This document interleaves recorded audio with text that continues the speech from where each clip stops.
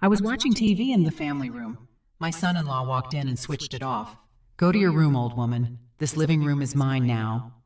My daughter dropped her gaze. I stood up, took my keys, and left without saying a word.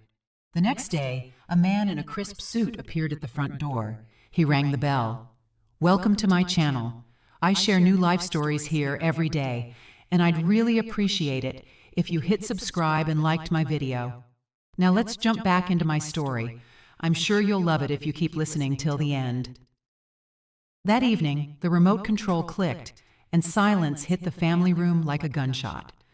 I was sitting in my green velvet armchair, which I had bought with the first Social Security check I got after my husband passed away 15 years ago. Fresh coffee cooled on the end table, and the kitchen smelled of peach cobbler. The television softly murmured the news, and this was my quiet time, when the joints eased and I could simply live, serving no one. The front door slammed, as if a storm had broken into the house. I didn't look. I knew exactly who it was. Derek walked in like he owned the place. Behind him, my daughter Lena carried shopping bags. Her shoulders were slumped, her eyes on the floor, as if apologizing for taking up space. I didn't move. Derek stood right in front of the screen, blocking my view. He snorted, as he always did when he saw me doing nothing. He picked up the remote and pressed the red button. The screen went dark. "To your room, old woman!" he yelled. "I've got the game on. The family room is mine now." The silence became thick. I could hear his short, arrogant breathing, as if his shouting had purchased him a right. Very slowly, I shifted my gaze to Lena. She stood in the kitchen doorway, her knuckles white on the handles of the shopping bags. Our eyes met. I waited for one thing, the simplest thing, for her to say, "Don't you dare talk to my mother like that. This is her house."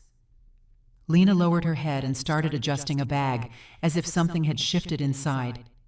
That gesture struck harder than any scream. Derek's shout, noise, my daughter's silence, betrayal. A cold clarity washed over me. Not anger, not shame, just a clear, icy sobriety. 35 years at the county recorder's office teaches you one thing. Words don't matter. Documents always do. I rose. My knees clicked dryly. In that silence, the sound was like a formal seal. Derek was already sprawling on my couch, unbuttoning the top of his shirt and grabbing a can of soda without even looking at me. In his world, I had long been just part of the furniture. I walked past him and turned into my room, not to lock myself in or weep, as they probably expected. I opened the bottom drawer of my dresser, pulled out a stiff leather pouch for bank business, and from the bottom, a set of keys and a blue, elastic-banded folder. My fingers slid between the rough sheets of paper. A bill of sale, old but valid. A current deed of title. Owner, Celeste M. Everson. The paper was yellowed at the edges. Its power was ironclad. In the mirror, I saw my short gray hair, my glasses on a chain, my linen trousers, and a navy blouse. I looked like the grandma who bakes cookies. That was my main tactic. As long as grandma feeds the wolves, they feel like kings. The minute I closed the lid on the pot, the king's paws turned to putty. I returned to the family room. Derek had already turned on the sports channel and cranked the volume. Lena was clattering dishes, a voluntary silence instead of a stand. I walked towards the front door. My heel clicked on the hardwood floor. Derek turned his head, smirked, and raised his soda can. "Taking a stroll, Celeste?" he sneered. "Don't get lost. At your age—" I didn't answer. I turned the deadbolt. For a second, I looked around the house, the framed print of the Savannah riverfront, the rug I vacuumed every Saturday, my son-in-law's back, my daughter's shadow in the kitchen. I touched the cluster of keys in my pocket. The cold metal was invigorating. I walked out, closing the door quietly but firmly, like setting a period at the end of a sentence. Outside, the air was crisp. I wasn't cold. I exhaled, locked the front gate from the outside, walked to the avenue, and hailed a cab that pulled up. "Where to?" "The Grand Hyatt, downtown." I took out my phone in the car. My fingers trembled slightly, not from fear, but from power. I scrolled through my contacts to a name I hadn't called in ages but knew would answer. Andrew V. Sterling, attorney at law. We used to work near each other, him on property disputes, me on deeds. Celeste, it's nearly 9. What's wrong? I woke up, I said, looking at the city lights. I need your help. I have court tomorrow morning. Why the rush? My mental and property health. I'm listening. I want to evict 2 tenants. But you live with your daughter and son-in-law. Exactly. A pause. He knew me from my signatures on title rejections. Where others saw maybe, I saw absolutely not. What did they do? He yelled, "Old woman, this living room is mine now." My daughter stayed silent. I left, and I won't return until they are gone. I understand. That's moral abuse at least. But you don't need pity. You need the law, right? The house is mine. They've lived here for 4 years without a lease, all at my expense. I need a notice to quit. I am terminating the gratuitous use of the property and demanding they vacate the home. Personal service is necessary. I'll send my junior associate, Roman P. Cruz, first thing tomorrow. He's quiet, professional, sharp in a suit, straight out of the box. He delivers the news clearly. He'll do. We usually give 30 days. That's fine, and include a warning in the text, 24 hours to understand the reality, and upon vacating they will be billed for back rent and a penalty for holding over. Accepted. You are determined. I'm wounded, and a wounded woman who knows her rights is dangerous. Prepare the documents. I'll be at your office by 8. I'll sign before court. Then send Roman to my house. The taxi stopped at the hotel. The doorman threw open the door with more attention than my son-in-law had shown me in 10 years. Can I help with your luggage? I only have my purse, I said quietly, and the dignity I just reclaimed. The room greeted me with the scent of lavender and clean corners. A large TV was opposite the bed. I turned on my favorite channel and set the volume to my liking. I ordered soup and a glass of Cabernet. I ate slowly. My thoughts were at the house, but they were now my thoughts. I knew their morning routine by heart. Derek sleeps late, grouchy. He's always tired. Lena runs around, smoothing his edges. I pictured the door of my house, the intercom button, a confident finger pressing it. This wasn't a call for tea. This was the call of the law. The first gong. I fell asleep quickly and soundly like a person who has taken the wheel. I woke up with the sun, took a shower, the same clothes, but a new posture. I went to Mr. Sterling's office. Signatures, dates, property details. Every stroke of my pen sounded like a final judgment. Roman is heading out. Andrew nodded toward a tall young man with a leather briefcase. 20 minutes and he'll be at your fence. Perfect. I put my bag down and sat in the reception area. I'll wait here. Panic always remembers that it has a mother and a mother-in-law. The coffee from the machine smelled sweet. The clock on the wall whispered tick-tock. Somewhere over there in my family room, a different legal music was beginning. For the first time in a long time, I wasn't running between the stove and others' whims. I was simply waiting. 9:30. My phone vibrated on my knee. The day had begun. Lena was blinking on the screen. I let it ring 3 times, and only then did I swipe my finger across. "Mama, Mama, for heaven's sake!" Her voice broke into a shriek. "There's a man here, Roman, with a document. Derek is screaming. What is happening? Where are you?" I held the receiver away from my ear to avoid his background shouting. "Roman is the attorney's junior," I said calmly.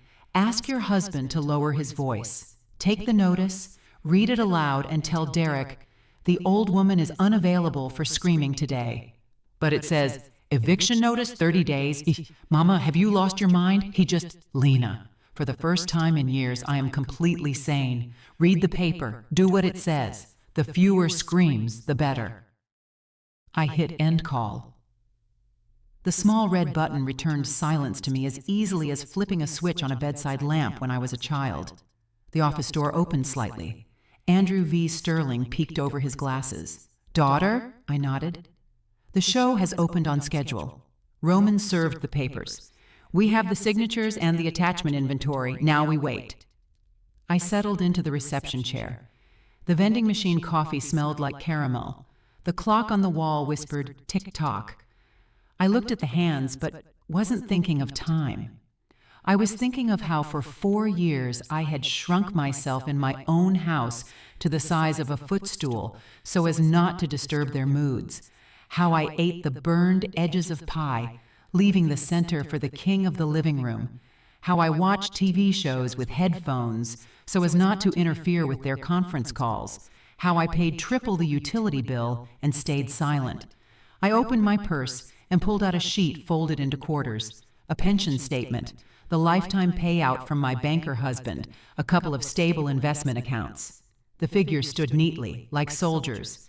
These figures meant I could live. These figures meant I didn't have to grovel. Next, a printout of transfers, the down payment for their black crossover, a gift for the young couple. Temporary top-ups when their car payment almost bounced. The purpose of the payment: family support. My hand sometimes shook, but the signature was straight as a ruler. The habit of paperwork. The phone shuddered again. Lena. I flipped it face down. Then a text message from Derek arrived. Come home. Let's talk. No, Mom, please, no. I flicked the notifications away like crumbs from a table. Andrew V. Sterling walked into the hall. Tea? He offered. I want something else, I replied. I need to turn off the utilities. Which ones?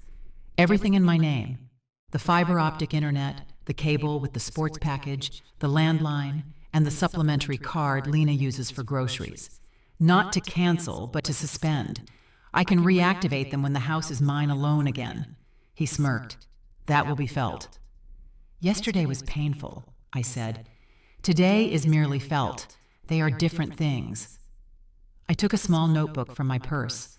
On a clean page appeared a simple plan. Step 1, legal, completed, paper served, deadlines and consequences outlined.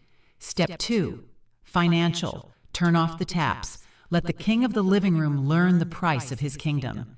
Step 3, silence. No scandals, no justifications, only facts. The phone vibrated again. I glanced at it. Lena was typing long, frantic messages. He's furious. We've been shamed. People were watching. Where are you? Let's talk. I put the phone down and said nothing. Today, my nothing was the answer. Is there a decent clothing store nearby? I asked, putting the notebook away. The Gallery Mall is 2 blocks away, Andrew V. Sterling said. What are you planning? I am dressed like a grandma, I said, meeting his eyes, and I am going to set boundaries. I need a uniform. You are dangerous when you are calm. Now he said it without smiling. I'm just returning to myself, I replied, taking my purse and heading for the door. Outside it was bright and dry. I walked quickly, not looking back. The windows reflected me, stiffer, with a straighter back. My mind was clear and steady. Where to go, what to say, whom to call. No pity, no revenge, only order. At the mall entrance, I paused for a second, ran my fingers over the strap of my purse and exhaled. First, the uniform. Then, tap after tap. The Gallery Mall was 2 blocks away. I walked briskly, as if going to work. Shoulders straight, step measured. Inside, the light, the window displays, the music from the ceiling.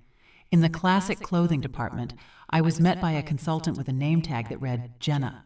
Her gaze was attentive, without cooing. I need a uniform, I said. Calm, businesslike. Today, I am setting boundaries. Jenna nodded and disappeared between the racks. She returned with dark blue straight-leg trousers, a white cotton blouse, and a beige linen blazer. In the fitting room, the fabric settled just right. The trousers sharpened my posture, the blouse was crisp, and the blazer pulled everything together. I put on leather pumps with a low but distinct heel. The tap-tap on the tile was like a metronome. I folded my old clothes into a bag. Give these to the charity box, I said. Let them serve someone else. I sat on a soft ottoman by the fitting room, took out my notebook and phone. First call to the service provider. Good afternoon. I am the contract holder. I request a temporary suspension of services at this address. Internet, cable TV, sports package, and landline number. Reason: repairs. Start today.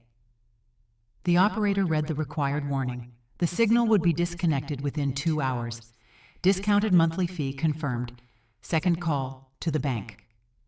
I am the primary account holder. I request you block the supplementary card in Lena Everson's name. Reason: security. Please lower the online limits and keep SMS alerts only on my number. Done, a voice replied. The changes are now in effect. I hung up. My stomach growled, not from hunger, but from the adrenaline slowly dissipating. On the second floor in a quiet restaurant, I ordered a mushroom risotto and a glass of dry white wine. I placed my phone next to me, face down. Spoon, fork, breathe. For the first time in a long time, I wasn't eating stealthily or on the run. 10 minutes later, my palm felt a short vibration. A text message from the bank. Transaction declined, $85. Butcher's shop, prime ribeye. I smiled, a short, unsentimental smile. Almost immediately, another message flashed. The cards aren't working. Call the bank. We are at the register. Derek's number. I calmly dialed the response. It's not a malfunction. It's a freeze. The credit and the trust both expired yesterday, along with your game. I put the phone face down and finished my risotto slowly, tasting every grain. I paid the check with my card. I passed through easily, like walking through the door of my own house. At the exit, I bought a bottle of water, caught a cab, and returned to the Grand Hyatt. The lobby was cool, smelling of cleanliness, the rug springing beneath my feet. In the room, I slipped off my new shoes, placed the keys on the nightstand. The familiar metallic jingle answered with calmness inside me. I turned on the TV to a music channel and slept for an hour. My body took what it needed. I woke to the clear ring of the landline. That sound rarely means nothing. Hello, reception. Good afternoon.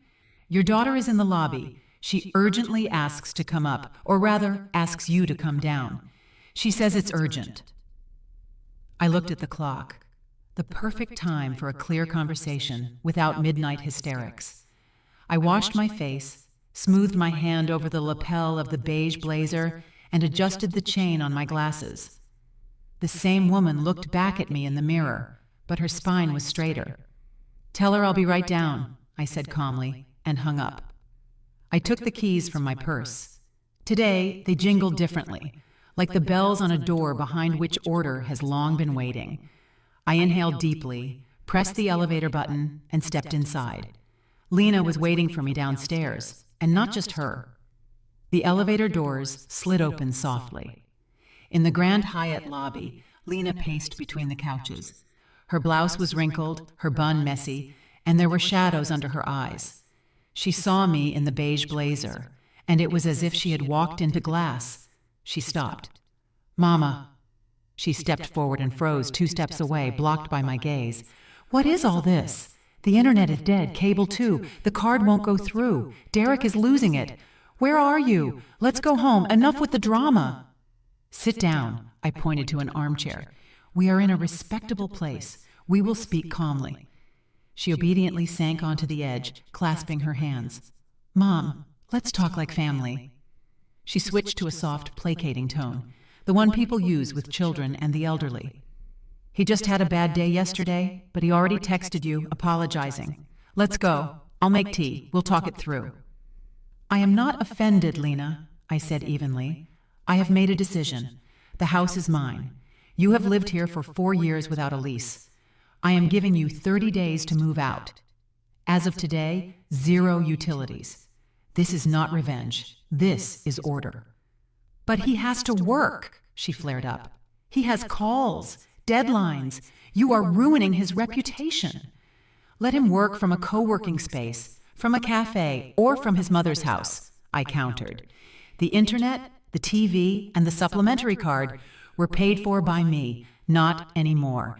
You are not a life-sustaining necessity on my budget. You are an expense, which I have now closed. She sucked her lips in. "You're humiliating us," she whispered. "Everyone saw it at the store today. The card failed." "Humiliation is being thrown out of my own family room," I said quietly. "It is eating the burned edges of pie while leaving the center for the king. Today, no one is humiliating anyone. Today, everyone pays their own bill." She tried to mount a defense. "But we were saving. We had money." Derek said, "Where is the money, Lena?" I asked. "Over 4 years, the savings should be nearly $100,000 just on living expenses and bills. Where is it?" Her gaze drifted sideways. Her shoulders fell. "He said it was tied up in business, investing. He would show me later." "He will show you," I nodded. "Tomorrow at 10 o'clock sharp at Mr. Sterling's office. You are both invited. We will see what your business is." "You called a lawyer against your own family?" She was testing me. "I called the rules," I replied. "Family is respect, not, 'Go to your room, old woman, and the living room is mine.' Tomorrow is about the rules." She sighed, and her voice broke. "If we leave, he's going to file for divorce. He says if he doesn't have your house, he doesn't want to be with me." His words stung, not with pity, but with crystal clarity. I leaned forward, covering her clasped hands with mine. "If your marriage is held together by my square footage and my bank accounts, that's not family, Lena. That's a hostage situation, and you are the hostage." She snatched her hands away as if burned. "You've become cruel, old and cruel." "I have become an adult," I said calmly, "at 68 years old. You are 40. You have a head start. Use it." We were silent. In the lobby, teacups clinked softly. Someone walked by, casting a curious glance and then looking away. "Just turn the internet back on," she tried again. He won't cope, and neither will I." "No internet," I said.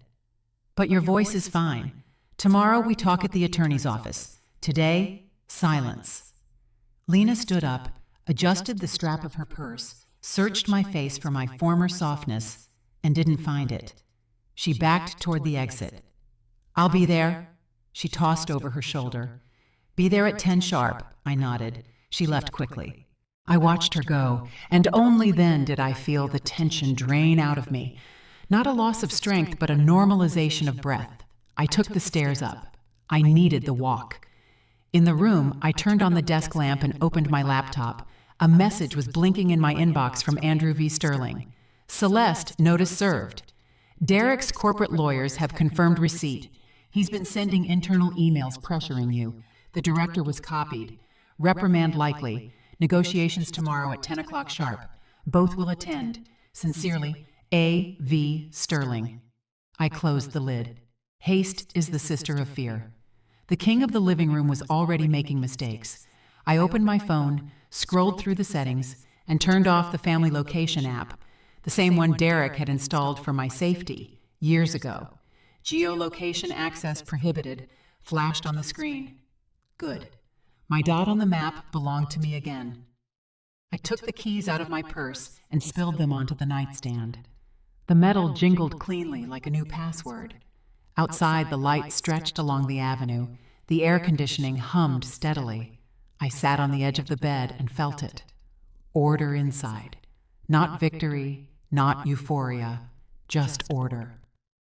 Tomorrow at 10, the conference room door would open, and 3 people would walk in, him, my daughter, and the law. The conference room was cool. The air conditioning was blowing cold air. I asked to be seated at the head of the table. To my right, Andrew V. Sterling. Neat folders, pen parallel to the edge. On the table, my driver's license, the deed of title, the notice of termination of gratuitous use.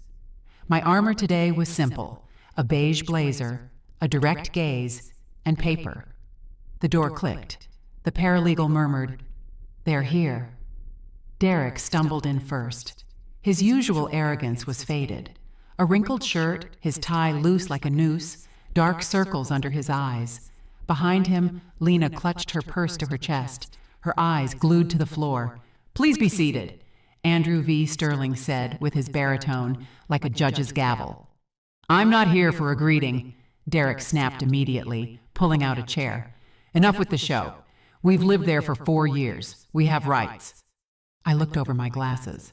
I paused deliberately so his anger would be audible. Rights are exactly why we are here, I said calmly. The house is my sole property. You are using it at the owner's goodwill. I have terminated that. The notice is on the table. The deadline is 30 days. There's something called adverse possession, he shot back. His words tripped over each other. We possessed it openly as owners. Have you even seen the law? I have, I smiled slightly. And I worked with it for 35 years. Adverse possession applies when the owner doesn't live there, doesn't pay, and doesn't object. I live there, I pay, and I object. You are not owners. You are temporary and loud users. Derek's jaw clenched. He turned his eyes to Andrew V. Sterling, seeking support. The notice is proper, the attorney confirmed smoothly. Service was executed. Upon expiration of the deadline, a lawsuit will be filed for eviction and recovery of fair market rent from the date of the notice. This is illegal, Derek raised his voice. She cut off our internet, our funds, emotional distress. I'm suing. Internet is not a life-sustaining utility, Andrew V. Sterling said, unblinking. If you want it, connect it yourself and pay for it. Lena, tell her. He jabbed his finger at my daughter. She's destroying our family. Lena blinked. Her lips trembled, and then there was silence again. I slid a folder toward her. Let the paper speak, I said. Derek, for 4 years you were supposedly saving for a condo. Nearly $100,000 in savings just on living expenses and bills. Where is the money? In business, he tried to smirk. Investing, futures, leverage. You old folks wouldn't understand. I like specifics. I pulled a stack of papers from an envelope, 3 loan default notices, and here, the broker's statement, margin call, balance below 0. Derek lunged for the paper, but Andrew V. Sterling's hand landed first. Put it down. Let your wife read it. Lena took the sheets. Her fingers shook. Her eyes darted over the figures and lines. I saw the moment of realization. Her shoulders slumped. Her mouth dropped open. One heavy tear. Not of pity, but of cold awareness. 0, even a deficit, she whispered. Yes, I said, softer but firm. Nothing was saved. There were bets, games, $85 prime ribeye, and imported beer, all on my card. I would have made it back. Derek flared up. The market is turning around. I just needed one more infusion. And that's why you needed my living room? I raised an eyebrow. To lose louder and to send me to my room in the process? He clenched his fists. The anger in his eyes was undercut by fear. I'm your son-in-law, he forced out. Family is supposed to help. Family is respect and boundaries, I said. You offered neither, and you will receive neither. I stood up. That movement was enough to make everyone straighten. Terms, I stated, clipping my words. 30 days to move out. The internet, cable, and supplementary cards will not be returned. If I hear screaming when I visit to collect my winter clothes, I will immediately call the police and file a report for threats. We'll see how job recruiters feel about that, on top of your corporate reprimand. Derek slumped in his chair, as if his internal bolts had been unscrewed. Lena covered her face with her hands. The whir of the air conditioning became audible. And one more thing, I turned to my daughter. This is your choice. Over these 30 days, you decide whether you continue to drown with a man who lied and dragged you down, or whether you swim to the surface. I am a mother, but not a bank and not a free cafeteria. Lena lowered her hands. For the first time in a long time, she looked straight at me. But if I have nowhere to go, she whispered hoarsely, you will find a place. You work, rent a studio apartment, sell the crossover, manage your own accounts. I have paid for my lessons in full. I gathered my papers into the folder. Andrew V. Sterling stood up. The meeting is concluded. Roman will handle all further contact in writing. I walked around the table. Passing Derek, I stopped for half a step. You can press the remote control of your own life as much as you like, but it doesn't work on my house anymore. In the hallway, the light seemed warmer, the air cleaner. I walked to the elevator and heard the scraping of a chair behind the door. Lena's choked whisper. Derek's short curse. The elevator chimed. The doors closed. My phone vibrated in my purse. Lena. I didn't answer immediately. I took 3 deep breaths and only then pressed accept. I held the phone in my palm. 3 breaths, and then I answered. Mama. Lena's voice was low, like after a cold. I didn't get in his car. Where are you? Downstairs in the parking lot. He's screaming in the car, hitting the steering wheel. I walked away. He told me to get in, but I couldn't. Good, I said calmly. Walk. Breathe. Don't rush back to where screams are waiting. She was silent. I could hear the roar of traffic fade in the background. He says you broke the family. Unplugged internet doesn't break a family, Lena. Lies and screaming do. Silence again. Thank you, Mama. Barely audible. It hurts, but I can see. Seeing is the first step, I said. Tomorrow at 10 at Sterling's office. Can you make it? I can. We breathed into the phone for another second, and I hung up. The street smelled of hot asphalt. I left the office, raised my face to the sun, and hailed a cab. Where are we going? To a nice restaurant, I replied. I'm having a celebration today, without toasts. By the window with a view of the riverfront, I ordered clam chowder, a salad, and a glass of dry white wine. I placed my phone face down. My teaspoon clinked lightly against the glass. Sunbeams danced on the tablecloth. I ate slowly, like a person who is her own mistress again. My phone briefly vibrated. Messages from the bank. Transfers to protected account complete. Supplementary cards closed. Change of beneficiary on life insurance processed. Confirmation in your online account. I smiled without witnesses. All loose ends tied up. No one else would run into my signature. Almost immediately, an email from Andrew V. Sterling. For your control, upon expiration of the 30 days, Roman will be at the gates at 8 o'clock sharp with the handover document and inventory. If there are threats, call. Regarding Derek's employment, the reprimand has been confirmed. I drank the wine to the bottom, like closing a case file. A switch flipped in my head. The final act was scheduled. I paid with my card. I walked along the water. People argued over trivial things. Kids zipped by on scooters. The wind smelled of river air and heated metal. In a store window, I saw myself. The same woman, but brighter inside. Not a victim, not a hero, just an adult. I returned to the Grand Hyatt in the evening, took off my blazer. The armor could hang on the hanger. I spread the keys, documents, and a small notebook on the nightstand. I opened a clean page and wrote, Day 30. Plan. Morning Roman. Deed and keys. I'm not home. No scenes. Evening. Open windows. Mop the floor with warm water and disinfectant. Scrub the rug with a stiff brush. Tomorrow, painter. Color. Peach. The phone rang. Lena. I'm at Zoe's on a folding cot. It's fine. He called dozens of times. I blocked him. Good girl, I said. Get some sleep. Tomorrow at 10. Mom, were you ever afraid of being alone? I was, I answered honestly. Until I realized it's worse to be in a place where you don't exist. She sighed and said goodbye. In the shower, the water washed away the stickiness, the layer that had clung to me for years in my own family room. I put on a simple nightgown, lay down on top of the comforter, and left the music softly playing in the background. The room was filled with an honest silence, the kind where you can hear your own breathing. In the morning, I went down to the cafe for oatmeal, coffee, and water. A man at the next table frowned at the news. In my life, the main headlines had already been released. Before leaving, I stopped by Andrew V. Sterling's office to sign final paperwork, cover letters, and Roman's power of attorney. We spoke briefly, professionally. Keep going, Celeste. This is the right move, he said. I'm just doing what's mine, I replied. Outside, the sun was warm. I went to the salon. I wanted my hair to match my spine.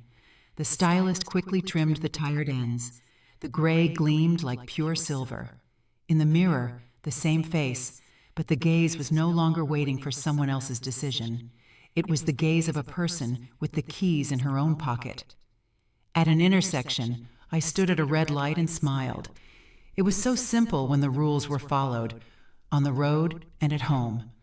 My phone beeped briefly. Roman, confirmed. Day 30, 8 o'clock sharp. We'll be at the gates. We will verify the locks and complete the inventory. I put the phone in my purse. The clasp clicked dryly, like a seal. In the evening, I returned to the Grand Hyatt, turned off the light, and slightly opened the window, to let in the city noise exactly as much as I wanted. The keys lay on the nightstand. I picked them up. The metal was warm.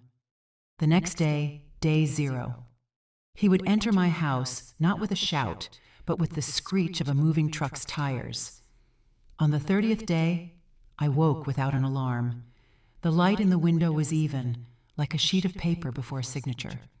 I had breakfast, placed my phone face down, and drove out of the city to a spa. I would not be home today. Roman called. I'm at the gates.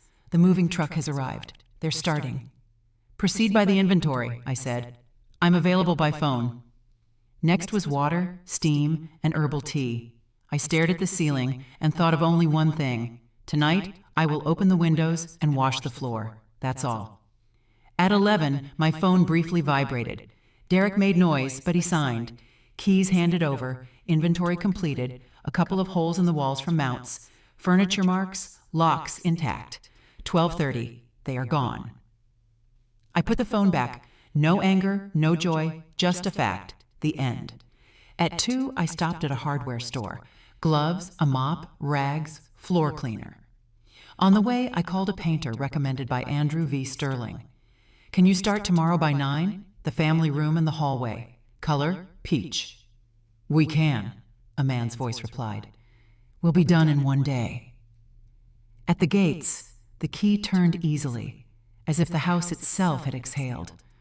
I walked in and stopped. The family room was empty. Footprints from the couch legs on the floor. Ugly holes in the wall. The air was heavy and stale. I threw open all the windows. A draft swept from the kitchen to the garden, stirred the curtains, and carried out the remnants of someone else's life. I put on the gloves. First, the shelves and baseboards, then the corners where dust had accumulated for later. I gathered the old magazines no one read into a garbage bag. I wiped the framed print of the Savannah riverfront and hung the painting lower, as was comfortable for me, not as was trendy. The floor got warm water twice, the rug a stiff brush. The house came back to life with every movement. By evening, I put the kettle on. The silence was not empty but golden, like fresh wax on the parquet floor. Then a short, polite ring. I knew who it was. Come in, Lena, I said at the threshold. The coffee just brewed. She walked in slowly, looking around. It's beautiful, quiet, warm. It's peach, I nodded. Sit. We sat opposite each other. 2 mugs on the table, a plate of pie. Lena held her mug with both hands, grasping the warmth. I rented a studio apartment, she said, looking at the steam. It's small. The neighbor upstairs likes loud music. The ceiling is low, but it's mine. I pay for it myself. I took on full-time work, and I filed for divorce. The pro bono lawyer is processing the papers. I nodded. A warm, quiet, unsentimental feeling rose inside me. That's the right path, I said. It will hurt. Then it will settle. He says you broke up the family. She smiled faintly. And I realized you just stopped feeding the lie. We were silent. Outside the window, the garden rustled like new sheets. Thank you for saying no, she added, placing her palm over mine. While you were patching the holes, I couldn't hear myself. Hearing yourself is not a luxury, I said. It is order. She inhaled deeply. Mama, can I come over as a guest? No keys, no staying over. Just tea and conversation. That's exactly what you should do, I replied. The door is open for guests. It's temporarily closed for tenants. We hugged briefly, an adult embrace. On the porch, she adjusted the strap of her purse and walked toward the gate. She walked straight, not looking back, like a person who chose her own pace. I returned to the family room. The peach walls glowed softly. The notebook was on the end table.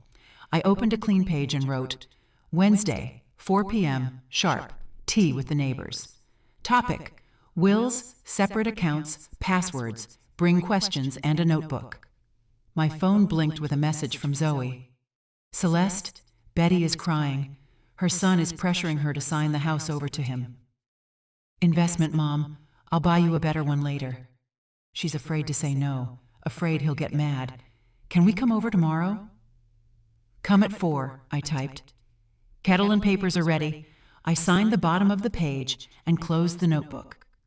The house was clean and warm, and this cleanliness finally had a purpose. Tomorrow the doorbell would ring, but it would no longer be a disaster. It would be a beginning. By 4 o'clock on Wednesday, I boiled the kettle, took out my folder of documents, and placed pens, blank sheets, and envelopes on the table. On the folder cover, I wrote in large pencil letters, Wednesday, 4:00 p.m. The house smelled of peach cobbler and fresh paint.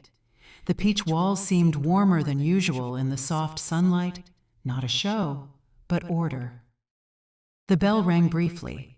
Zoe arrived first, then Olga, and almost immediately they ushered in Betty, hunched over with red eyes. My son is rushing me to sign the house over to him, she said from the doorway. Investment, Mama. I'll buy you a better one later. I'm scared to refuse, afraid he'll be angry. Sit down. I poured the tea. Let's start simply. Gifting the house is forever. You can't take it back. If you want to leave something to someone, write a will. As long as you are alive, the property remains yours. For a last resort, we can discuss a life estate, but that's careful work, no rushing. Zoe nodded. And don't give passwords to anyone, not to the kids, not to the grandkids, for their games. Exactly. I slid a sheet of paper toward Betty. Here is a phrase for you to start the conversation. I am not ready to change the owner of the property. To think about it? Yes. To sign? No. Your son will push. Repeat the phrase word for word. If he starts yelling, leave the room, close the door. You only sign papers when your head is calm. Olga snickered. Next, you'll be giving her the lawyer's number. I will. I nodded. It's Roman, Andrew V. Sterling's associate. He doesn't yell and he reads the fine print quickly. But it's best not to sign anything on emotion or on weekends when the county office is closed. We sat and wrote down short bullet points. Will instead of a gift deed. Separate accounts. A receipt for every penny borrowed. Prohibition on shared passwords. A power of attorney only limited and with an end date. I showed them where to find the owner's name on their property tax records, and I explained that staying with Mom for a year turns into a lifestyle after 4 years if you don't call things by their names. Betty initially flinched at every word no, but by the end, she straightened up and asked for more tea. Girls, I feel lighter, she said. I'm going home today not to cry, but to talk. We're here every Wednesday, Zoe replied. At 4. Your tea, your questions. They left differently than they had come. Not quieter, but more assured. I washed the cups, wiped the table, and threw open the windows. The garden smelled of wet grass. The house felt light. Lena stopped by at 8. She knocked like a guest. Can I? Come in. Tea's still warm. She took off her jacket, walked over to the peach wall, and ran her hand over the paint. It's beautiful, she said quietly. Warm. A house should be warm. Everything else is extra. We sat down. She held the mug with both hands, taking the warmth. I was at the lawyer's, she said, looking straight ahead. The divorce is progressing. Full-time work is steady. I don't want supplementary cards for milk anymore. I pay myself. But sometimes, can I come over as a guest? No keys, no staying over, just tea and conversation? That's exactly what you should do, I replied. The door is open for guests. For tenants, it's permanently closed. That's not cruelty, it's a rule. She nodded, thought for a moment, then smiled slightly. You know what I miss? Your no. I spent my whole life learning your yes, and now I'm learning your second word." "The no is not about offense," I said. "It's about boundaries, yours, mine, any adults." We sat in silence. In the kitchen, the clock ticked softly. Outside, the wind sighed, swaying the rowan tree. Lena stood up. "Thank you, Mama," she said, hugging me briefly, like an adult. "If you hadn't turned off the utilities that day, I never would have heard myself." "Hearing yourself is adult life," I replied. "Go on. I have a meeting tomorrow at 4. Don't let me down in front of the neighbors." She smiled and left. Her step was steady, without looking back. In the hall, an unknown number blinked on the nightstand. I could recognize those calls even without a name. I almost reached for it, but stopped and calmly pressed block.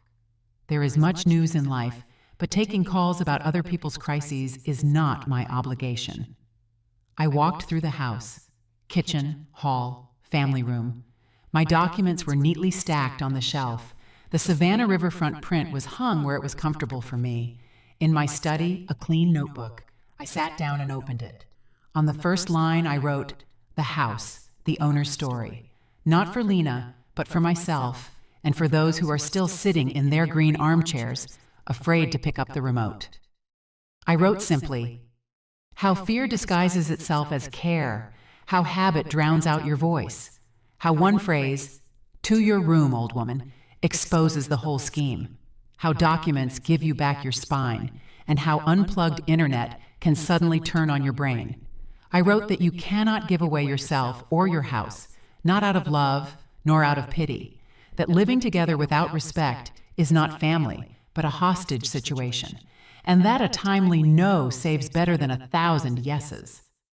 Then I put the notebook away in the drawer, returned to the family room, and ran my palm over the back of the green armchair. I sat down.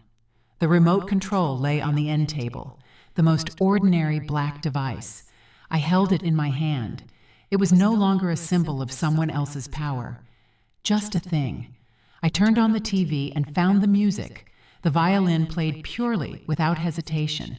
No footsteps from the hall, no turning off, no, "To your room." I sat with my eyes closed, listened, and without rushing, increased the volume by 1 notch, exactly as loud as I liked it. Not quieter, not louder. "Enough," I said aloud, and suddenly I understood that the word meant much more now. It meant I was adult enough to set conditions in my own home. It meant I had enough strength not to save those who weren't asking for salvation, but for cards and square footage. It meant I had lived long enough to understand a simple truth. Ownership is not just about keys and deeds. It's about the right to choose the silence, the people at your table, and the volume of the music. I turned off the TV and listened to the house. It was breathing steadily. The garden darkened outside the window. A branch twitched somewhere, water clinked in a pipe. Nothing dramatic, just a simple life that I was finally not renting out. In the hall, my beige blazer hung on the hook. I adjusted the lapel, fixing a small detail so it wouldn't build up into a bigger problem. The keys jingled on the nightstand. The metal was warm. There were no other bundles of keys next to mine. In the notebook for tomorrow, it was written, "Wednesday, 4 p.m. sharp. Wills and passwords." I closed the cover, set the kettle for the morning, and turned off the light. The house was mine, but most importantly, I was home again. And in my life, just like on the remote, the volume is now regulated by me. I'm really glad you're here and that I could share my story with you. If you liked it, show me by liking the video and subscribing to my channel. Let's see how many of us there are. Write in the comments which city you're watching from and what time it is. I'm so curious to know where all you wonderful people are tuning in from. If you want to support me a little extra, you can also send a small donation. I share new life stories for you every single day. And now 2 of my most popular stories will pop up on the screen so you can choose what to watch next.